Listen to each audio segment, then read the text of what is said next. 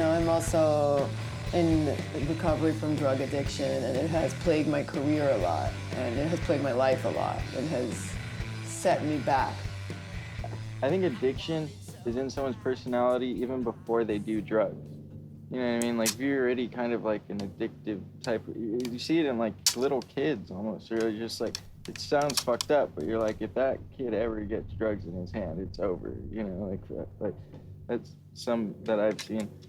Like, I kind of feel like I don't feel like I was destined to be a drug addict. I definitely romanced the idea of it, but like, it was more like,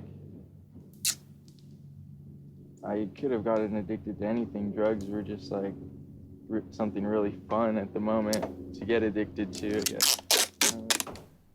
When I first started, I just thought that it wasn't gonna like.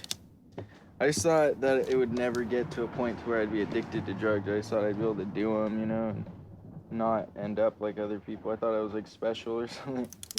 I was like the exception to the rule, Me too, man. I even researched that shit. I knew what I was doing.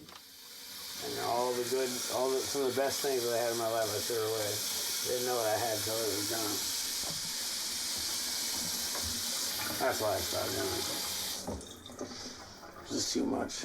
Too much to try to fucking support a drug habit every day. It's just over it. Over watching every single one of my friends die. Or like, I still got, it's not like I don't have the ones that are still alive. They're still doing that, but. No matter what, I have no reason to fear and no reason to go and do things that make me need to get high. There's a emptiness inside me that needs to get filled.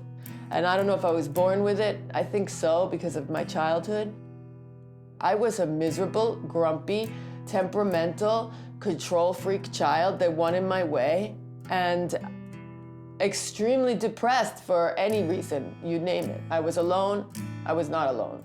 I was in this country, I was in that country. My mom won't leave me alone, my mom isn't here. Whatever it was, I found a reason to feel like crap. And to feel such an intense pain, misery in my whole being that it became almost a drug, that whole feeling of misery. I called myself a misery lover at one point as a child. And the first time I started talking about suicide was 4th grade. I got called into some office at school because I was suicidal. I think it's genetic. There was some of that in my family. Bipolar, they call it. And the first person to pay me to paint was Lady Pink, and she just paid me to be her assistant. And I was just doing graffiti on a rooftop in the Bronx. And she came up there, and I was like in awe of her. And when she came up on the rooftop when I was painting, and she started offering me, she paid me like $100 a day right off the bat. And I went from getting arrested to getting paid overnight. And now $100 at that time was like, wow. I mean, $100 now is like rad. And all I had to do was paint with my idol. I was already dibble-dabbling with just recreational drugs as a normal human, but when I get a job that I hate, it becomes necessary for me to medicate myself in order to dumb down my inspiration into make it what they want. And I was shooting heroin in the bathroom at these jobs. Like, that's what I do to not a lot, I wasn't partying. I'm not like, let's get wasted and whatever. Like, I don't go to parties. When I do drugs, I do just enough to keep me okay, to get up and do work that does not inspire me.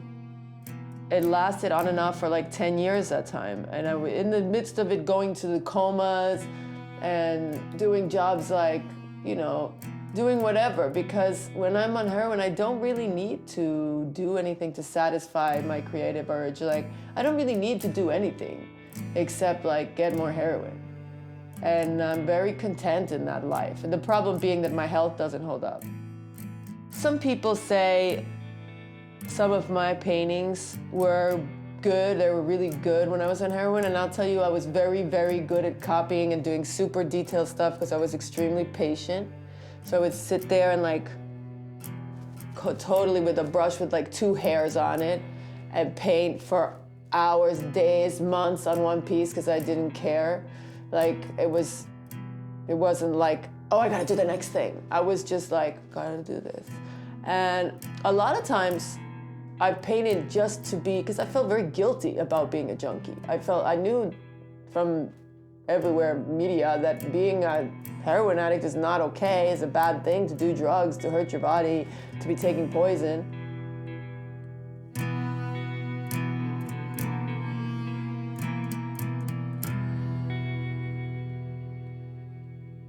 You know, I just feel an emptiness inside me, and I don't know what it is. And a lot of times, if I can get into the painting, if I can make the plunge of putting the paint on the palette and painting, it will cure me, it will fix me, it will fix everything. But sometimes it seems so impossible to even get in front of it and to start.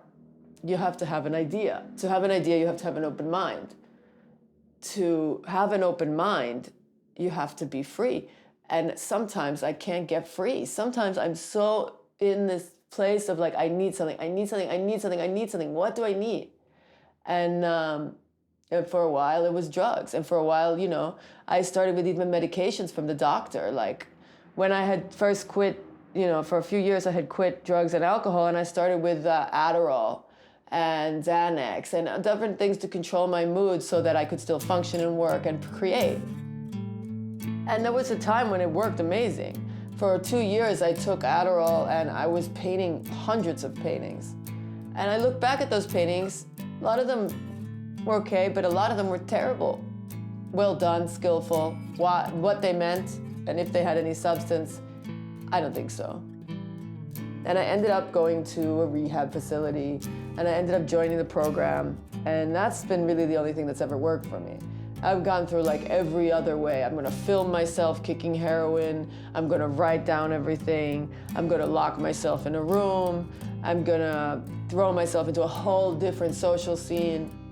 But when I started doing the program, it's this whole spiritual thing, which is probably what I was looking for in drugs. It was just to connect with people and to connect with something outside of myself. Now I try to do that without drugs and alcohol. So basically, someone told me when I started getting sober, they were like, you don't have to stop getting high. You just have to stop doing drugs and alcohol. I'm really good at that. I get really high on my artwork, on helping people, on just a beautiful day, a beautiful sunset. Things in life make me happy in a way that, like, I always wanted the drugs to do that, but they didn't always come through, and they didn't always work. So I feel like this is more consistent, and I'm still an addictive personality. I'm still, like, not able to think rationally about things and not able to just do a mediocre amount of anything. I'm addicted to the cell phone now. This is my DOC. Like how? Like, I can't put it down, and if I go somewhere where it doesn't work, I want to leave. If I'm like somewhere where it doesn't work, I'm like, okay, are we done here? Let's go. And I get super paranoid if the thing isn't charged or something, and I need like to charge. I need it all the time. When I went to Europe in the summer, I had like 3 cell phones, extra battery packs to charge it from. Like, I had one hooked up to an international line, one so I could get free Wi-Fi. It's really crazy. I feel like it's a lot better now. It's definitely not perfect. You know, I felt so good the first time I got high. Like, it felt so good that I don't even know how to put it into words, but it was like a total comfort. Like, and I remember thinking, oh, this is what they mean, get high. Like, I'm higher than myself. I'm not like at this like pit of despair, because everything hurts me. Like, you look at me funny, I'm hurt. Like, I'm crying in my room and I want to slit my fucking wrist and I don't want to be here anymore. I don't want to deal with life. Like, the smallest thing can happen and I'm like, no. I don't know how to process it. I don't know how to brush it off. I feel it. I feel it so much that it's unbearable. And it's also more accepted. You know, I got away with being a junkie and drunk because I'm an artist.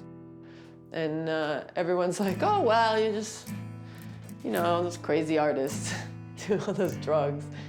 You know, there was a time I could convince myself that my brain chemistry hinders me and I need external chemistry to carry on. And I remember the first painting I ever did in sobriety, and it was beautiful. And it was like, okay, I'm all right. I could do it. But the drugs didn't inspire me. They were just another way to deal with my extra sensitivity. But my extra sensitivity is what makes the art. So I wouldn't ever want to turn it off completely. A lot of great artists were junkies and drunks, but I bet you there was times when they weren't drunk and they weren't high, and that's when they were really in pain, and that's when they made the best stuff. You know, like, that's my theory. That's for me, you know.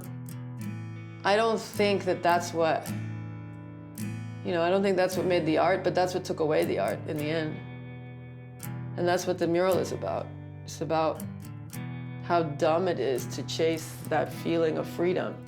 Because freedom for me is buckling down and being responsible and completing a project. That's the real freedom, is like paying my bills and being responsible and owning my shit in front of my friends and society. And actually what I always thought was the opposite of free. You know, being tied down and facing it. That's the best part of freedom I get now. Like, I'm just facing life. So I called it freedom, and I painted them, and I looked for pictures of them that weren't even that attractive, you know, kind of all sad.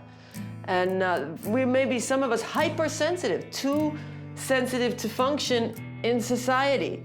And so we use drugs and alcohol. And some of those artists and musicians that died from it, like, and you hear some of their songs, you know, I was a junkie. It doesn't mean I was high all the time. I was a drunk. It doesn't mean I was drunk all the time. And just because they died and did drugs and alcohol doesn't mean that their best work came from drugs and alcohol. I would be willing to bet, which is the case in for me, the best work came when I didn't have my drugs and alcohol and I was feeling everything. And it was so freaking overwhelming. And the only thing to do was to throw it into a piece and to make something out of the misery. Or, you know, the peace comes after you've been through it. If you're not taught to have a reliance on a faith, that something is helping you, that you're okay, if you don't feel that, like, drug addiction is like so easy. You know, anyone who does heroin for 3 days develops a physical addiction to it. So anytime you think like, I don't think I need the heroin today, I'm okay. Well, you need it now because you're addicted physically. So that's the twofold problem. You know, for me, I'm really grateful that I have like a hypersensitive, super, like, I'm very easily hurt, but I'm also really happy. When I'm happy, I'm so freaking happy, like nothing can touch me. And when I'm hurt, nothing can save me. And I think heroin can, because it just kind of dumbs everything down. But in the end, I've been depressed on that too. I've been suicidal on drugs. So they don't even work forever. And the people that, you know, some of the great people, they use it more than they should, and they end up dying. And they end up, the worst, I think, worse than dying is that you lose yourself in the drug addiction and you don't ever make anything anymore. And it's very demanding, the drugs. Like, if you don't have a lot of money, you better go make some money to get the drugs. You gotta go run around looking for the dealer. And it's very hard, I think, to keep up on your addiction and keep your art flowing. Drugs and alcohol, in the end, kill the creator. Like, that's the end of it. Like, I don't care how inspired you were when you were on your acid trip when you were 17, you know? Like, in the end, that shit is inside you. The creativity is there. You learn how to tap into it sober. It maybe takes longer. You learn how to deal with life sober. It maybe takes longer. I do want everyone to know that it's not cool, and it's not creativity And the worst thing they ever did was get high. And the worst thing they ever did was die from getting high, from not getting old and not finishing their life's work and leaving us all hanging.